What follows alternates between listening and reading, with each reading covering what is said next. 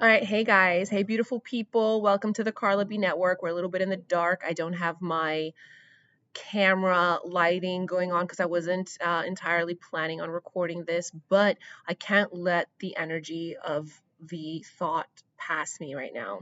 And this is what I wanted to talk about. I have been on my Instagram page, carla.barandas.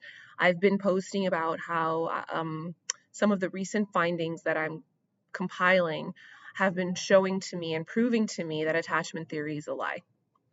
And of course, the algorithm is not spreading my videos as much once I get into that topic. Why? Because attachment theory is a cultural construct to psychologically have people believing that they're not a problem.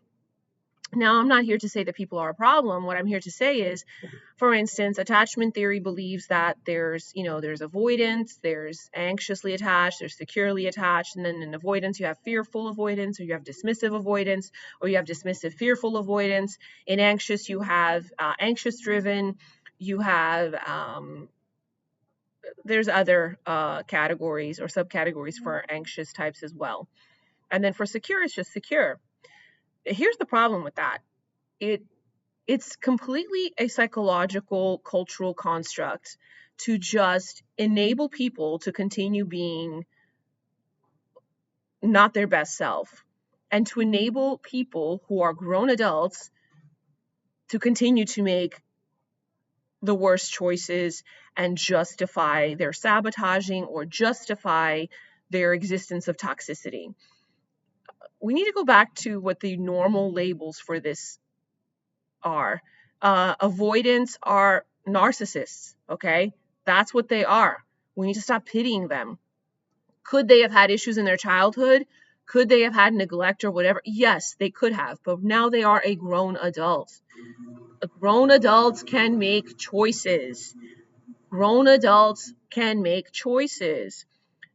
Anxious driven people, anxiety driven people, let's call it what it is when it comes to relationship dynamics, anxiety driven people are toxic individuals. It's toxicity based on the underlying sense of needing to have control. That's what it is. Narcissists like control also, but narcissists like control where they are basically manipulating how you feel about them, where you're always making something up for them or making it up to them or being understanding of their needs. And in psychology now, attachment theory has these people believing that it's not entirely their fault that they have that. This is what happened in their childhood, and now you have to try to have those around you understand that and be compassionate and also be compassionate with yourself. It's too relaxed of a mental dynamic for people who are in those situations to ever change. And this goes back to things that I believe in, such as people only change when they want to change, and people change when God makes them change. You can't force changes on people. People can disguise that they've changed just to convince you, because that's what narcissists do. And that's why when it comes to avoidant attachment, for instance, there's explanations of what avoidants do to keep the on and off relationships going. It's completely narcissistic. Anxiously attached people, same thing. They're toxic. They're toxic.